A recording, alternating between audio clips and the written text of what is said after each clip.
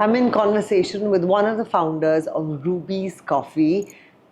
Tell us, from being a coffee enthusiast, how did you become one of the co-founders of a coffee brand? Actually, a really funny story. I wasn't too much of a coffee enthusiast until I met Ankur, who had been building this really amazing network of farmers in the south. And yeah, he gave me my first cup of coffee. It was really incredible. It kind of stopped, everything kind of stopped for me at that point in time. And I was already watching this amazing scenery in the Nilgiris just after lunch and giving me this coffee that totally stopped time. I could feel my DNA structure changing with this coffee. It was certainly something, and I had never really liked coffee before, so I never really got into it. Even though I've been a chef for more than 10 years, never really got into that ingredient of coffee and what it was. With Ankur, who really introduced me and kind of guided me right in the beginning, I just jumped into it and I said, I need to know every single thing about this product. The best part about it was that we were actually supporting this really cool uh, tribe of people back then. We were doing this honey project with them and basically gathering Adivasi honey, bottling it, and then passing it on, giving maximum earnings to the Adivasi tribe. That was So, actually how does Ruby's Coffee support the Adivasi community and the small farmers? right. So, because we did this whole thing with the honey, we kind of understood what that Adivasi tribe really required. That next generation of people from that tribe, uh, just because now they've all got phones and they're seeing, look, everybody's wearing jeans and earning so much money in the city, they all go to the city and then get exploited, and most of them never return. So tribes kind of shrinking all the time. Honey project, what we did was, instead of them getting 30 rupees per kg for their honey, suddenly they were getting 500 rupees a kg for their honey. And then the next generation decided to stay on in that tribe itself. So we thought this was real value, and if we could extend this now to other things, because the Adivasis were saying, like, the same tribe was saying, you're taking honey, why don't you take our ginger? Why don't you take our pepper? Why don't you take our tea, our coffee? We're planting all this stuff over here. And that time, Ankur had already been really like knee deep in Adivasi coffee. So we said, okay, there's an interest in this. Why don't we go ahead and make this a whole company and maybe like an example, so that other people can also follow and say, hey, you don't have to, your company just doesn't have to be about profits all the time. It can be about this these few extra things that you're doing for the environment or for people or for customers, uh, and you could still make a lovely profit. So we have grown in the way that we've grown slowly, organically, bootstrapped. You do have a couple of cafes in Goa. You're there in Marai. There's one at Tetulia. Yep. And now you've opened a cafe in Nizamuddin in Delhi. You have this lab in Delhi. You have another lab in Goa. In Goa as well. And why did you decide to? Goa has a lot of tourism. Why did you decide to move to Delhi? And what are your further future expansion plans? We have to look at coffee as a 7 days a week business, and that's how you will be able to support these small farmers that we're talking about. And we are only into coffee, we're not into baking or food. That could be a supplemental income, right? So for a coffee company, just to exist in Goa doesn't make any sense. Delhi, we already had infrastructure, so we came here, and not many good coffees around the place. So that made sense. So what's after Delhi? Pune. All right. Yeah. Okay. Share with us a story, a memorable story with one of your partnerships growers. Since this is the Adivasis that you support, share a story about how it's helped them. So there's this lovely farm called Gauri Farms, where we actually started this whole journey. And there's a Dr. Shaila who started up this Adivasi hospital also in the region, and it's her 7-acre farm that where we actually learned how to plant coffee in, what shade trees need to be there, what species, and the spacings between each plant, and all that sort of stuff. We kind of decided right there. She was a total help for us, and when we tasted her coffee, and actually it's not just a coffee, it was the vibe in the farm that was so unique that got this lovely coffee out. And that's what I didn't understand right in the beginning. I was like, why is the farmer hugging the plant and saying, oh, there's a deer that has come and chewed on the bark? I'm like, this guy is nuts, he's talking to a plant. But as soon as you take a step back and look at all the plants in that one farm, you're looking in the next farm, same species, same soil, same rainfall, same community, and it's not looking like this at all. I mean, here it was just the love of that farmer that was giving, that he had named each and every one of his plants. Every one of them had a name. He knew everything about each and every plant, how old it was, how much a producer gave in the harvest, and what happened to it last year, and things like that. That the vibe and the love that farmer had put into his plants was totally different. Now, of course, you can't get that on a large scale, right? But for a small farmer who owns maybe 1 to 2 acre farm, that is huge, because certainly you've got this other variable in there that is the vibe, or whatever you want, love, if you want to call it that. That certainly changes everything about how that coffee tastes and extracts. It's actually really phenomenal. It is. Give me another example of how you ensure your operations remain environmentally sustainable while scaling your business. There are many ways that we do that. I think one very nice personal way is, we have this big car that we need to go into all these farms with, but that big car requires big diesel, and of course that increases our carbon footprint. So wherever we go, in that car is just packed with some coffee equipment and these small Robusta plants that we take from nurseries. And wherever we find a region that is actually capable of growing Robusta plants, we sit and plant trees all over the place and pick some more up from another nursery, and we plant it in some other region. And right now we've actually planted Robusta in so many beautiful areas. We've got a whole plantation running in Goa as well. I mean, nobody knows this, but we've got a successful small little plantation of just Robusta growing in Goa right next to our lab. So every time I train people on coffee, I take them out there and say, you want to really see a plant? Because nobody's seen a plant. The supply chain is so huge and disconnected that the person on this end brewing the coffee or even roasting the coffee sometimes has never seen a coffee plant in their lives. 3 generations in, never seen a coffee plant. That's how it is. So it's actually a really cool small little plantation where I show everybody. Okay. In what ways do you educate customers about the journey of coffee from farm to cup? So we've got a lot of workshops actually. So I've compiled all this data into like this 4-hour-long short episodes where, so if people really want to learn about the basics of coffee, or about Indian coffee and things like that, we'll take them through this whole process about how big farms do it, how small farmers, people who deal with small farmers, how they do it, because we've kind of almost invented the system in most cases, because the logistics never existed. And then show them how that, who was the last person to kind of touch your coffee. And finally, when you get it in your cup, who was the person who actually made that happen, right? So if you can actually see these people live and say, oh, this is the person there, and in that poster was the last person to see your coffee. Again, it is mostly the farmer. It's like a bridge that you cross over, which is very hard to do, kind of just reading a bag of coffee saying that. I know, I've seen it at Araku as well. Araku coffee. So Yeah, is do a that lot of like that. your roadmap, like Araku coffee? Would you reckon you in the similar business of sustainable coffee drinking? Kind of. I mean, Araku Coffee has been around they've been doing this for 30 years, right? They've actually developed this whole place which didn't have any coffee. The Nandi Foundation did that. They didn't have any coffee really growing over there. And they've grown coffee over there with the help of, so many people, including the coffee board.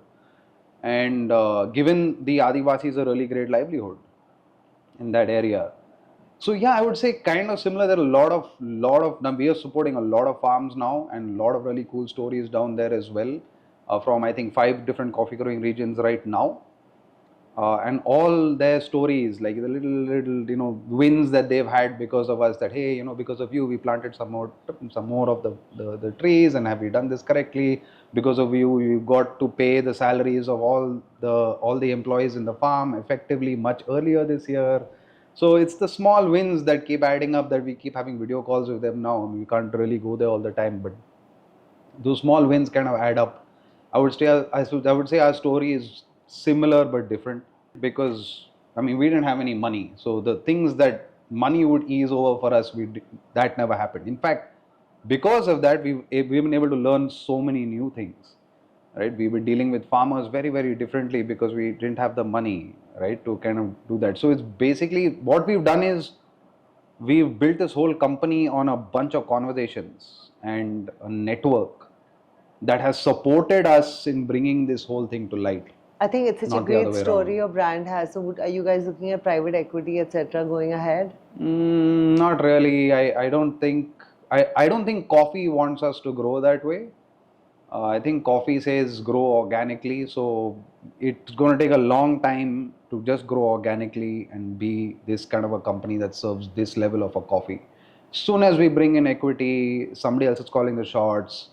I'm stopping lab work and I'm on a screen with investors on it, and my work becomes primarily spreadsheets and this, so it just doesn't work out like Okay. that. We want to just grow organically, and I think that's perfect. So, Ruby's coffee is known for its unique blends. How do you approach the art of blending to create distinct flavors? My God. Each and every one of our roasts has been 6 to 8 months of time just to work on the roast profile of each and every coffee. And I mean, we've got artist roasters who are working with us, so it still takes 6 to 8 months. And then after that, when we actually blend our coffees, we look at what our what the coffee is really going into, right? Most of our coffee goes into decoctions. We do slow brewed coffee more than having espresso programs everywhere else. Maybe our only espresso program is in Goa, in Miramar. The Tulia and every other program runs on decoctions. So our blends are, how do we mix two coffees together to really make a really good slow drip coffee? What should those roast profiles be? And in the end, what extraction are we looking at to make what kind of drink? So, because we're brewers and we're not really making blends for other people, we have a very specific kind of coffee that we need to put into our specific signature drinks. So, we make our blends only as per that. And it's quite unique. It's a very cool process that also takes quite some time, maybe about 1 or 2 months, to kind of blend 2 or 3 coffees together to really understand it. Wow. Can you walk us through the process of sourcing the beans from farmers and bringing them to your customers? Oh, so each farmer is very different, right? They're located in different areas in on the map. Some farmers are very easily accessible because there's a roadway that's kind of going to his farm, so that's cool. But some farms you have to stop your jeep and then walk 4 kilometers in to meet him, and and he doesn't speak your language, so there's that barrier to kind of traverse. You need a translator, you need all sorts of things. You shouldn't get run over by elephants. Quite difficult. But finally, when you get the logistics right, who's going to come and collect what, and who's going to manage that, and who's going to make the necessary phone calls to do that, because it doesn't exist, and you finally get to do the correct logistics, that might take another 6 8 months to kind of just sort out. After that, it's fairly simple. We've been um, tweaking our supply chain from the last 5 years now, right? The roasters that we used to work with before, that we only had access to them because the supply chain was as it was. Now the roasters are different because more people want to work with us. We've met more people in the network. We keep on fine tuning that supply chain, and now it's very easy for us to bring a coffee from those growing regions, especially from small farmers, up to us where we roasted right here in Delhi. It's taken a long time to make it easy, but now it's pretty easy. What role does community play in your coffee offerings, and how do you engage with local communities? So coffee, I feel, is a local community thing, right? This is something I feel in India hasn't quite understood, that we still think coffee is this niche product that you have to go into a mall for. You have to pay 100 rupees parking, stand in line, then when you finally pay 500 rupees for your coffee dessert, you'll put it on Facebook or Instagram or something, because you've paid so much money. It's this experience that you've had. But what is actually coffee? Coffee is supposed to be this neighborhood thing where you can have it every day. It's just a means to an end in a day. It's your local coffee shop. Where did I leave my keys? Oh, mostly it's at Ruby's, and it's just down the road. Where do we meet for a meeting? Let's just meet at Ruby's. My house is a mess. That's what your coffee shop really is, right? It's a place where everybody comes, leaves everything at the door, and say, okay, this is me, and let's have a conversation. So we feel that coffee needs to be a neighborhood thing, just like it is all around the world, and not this mall thing, Okay. right? So we want to actually focus and target these dense neighborhoods, which will actually, the community thing will actually just happen automatically after that. Okay. People gravitate towards a local coffee shop, and like they're doing even now in Nizamuddin. Nizamuddin. And it's only Nizamuddin people who really know about it, That's true. right? We'll go shoot there afterwards. Okay. Yeah. What have been some of the most challenging aspects of building a sustainable coffee brand in India? Oh my God, money. Okay. You need a lot of cash to just to do this coffee business, right? Especially if you're controlling the entire supply chain like we are. Your cash flows are super important. That's one thing that you definitely need to focus on. And as a startup company, you won't have that. So that has been super challenging. We didn't want to knock on more investors' doors and figure that part out, because we don't want to sit in front of spreadsheets. So now we've got that limitation as well. How profitable have you been? Okay, so if you are a coffee brewer, right, and you're handling the whole supply chain, Give us a percentage also after the essay. yeah, sure, a percentage, it depends. But again, if you are a coffee brewer, you are earning astronomical margins on selling your coffee. That's why we wanted to be brewers, because that's where how we can give huge margins back to the farmer. Yeah. Right now we want to pay the farmer 2,000 rupees a kg for their green bean, which was, when we started off, it was 40 rupees, 50 rupees a kg, right? And we grew to 700, 800. How are we going to do that? We can't be selling beans, right? As it is, we're working with small farmers, we don't get volumes to sell beans. Beans is a volume-based business.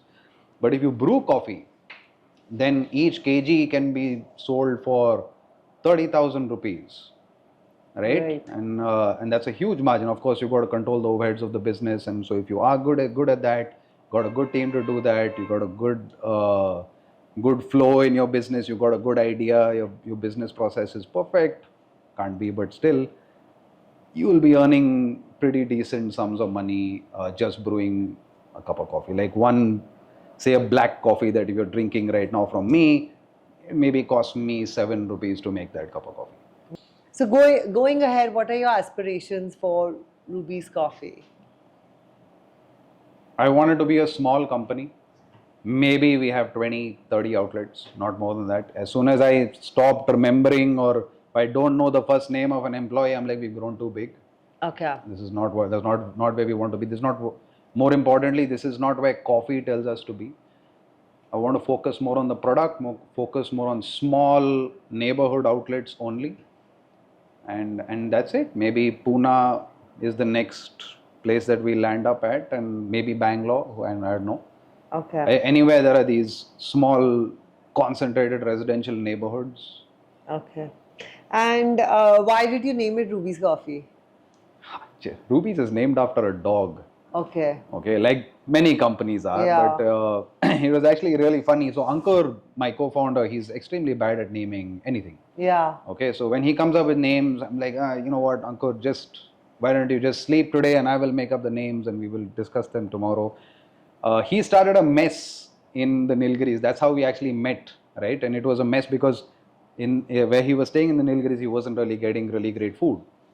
So he brought this Mallu Chechi in to bring the food, beautiful food she had made every day. And in that little mess, and they had to name the mess now. So people started calling it Ankur Mess and Chapati Mess and stuff like that. So nobody really liked the names, and the mess was within this school ground, right? It is Adivasi school, and the mess was in that school. So they got all the kids together and said, okay, guys, we need a name for this mess. And I think it took them about 1 second to all come to the same conclusion. They all pointed to the dog and said, it's Ruby Mess, simple. And Ruby was this little dog over there who used to protect the children from that school. Right. And so I met Ankur there. We started this company over there. We figured out all the nitty-gritties during the lockdown in that mess. And I'm like, dude, you got to name it Ruby. It rolls off the tongue well. It's this one word thing that everybody can pronounce. And it's named after a dog. I mean, what do you want? Amazing. If you could enjoy a cup of coffee with a historical figure, who would it be and why? Oh my God. See, this is why I needed the questions to come little bit before. This is some thinking to do now. Historical figure, huh? Jesus, I have no idea. Somebody, a chef, a writer, a politician. Oh, Anthony Bourdain, maybe. He's Wow. historical now since he's. Why Anthony? I think I resonate with him when he talks about anything, when he talks about anything in his realm, it's with extreme passion. It's almost to this point of madness, and I think I talk about coffee like that. Great. What's your personal favorite brew method, and how do you like your coffee prepared? My personal favorite brew method is I love the Hario V60. I've made thousands of V60s before, and I think I know how to brew a V60 better than most people right now. I've actually take solid classes just on that. So it's my favorite brewing method, just because of all the variables and the things that could go wrong, and the fact that every single cup is going to come out different no matter what. I love that fact. But my personal coffee that I really like to drink, anywhere I go, iced latte. Okay. Will you show us how a V60 is made? Oh, 100%. Amazing. You guys see it, and I'll see you next time.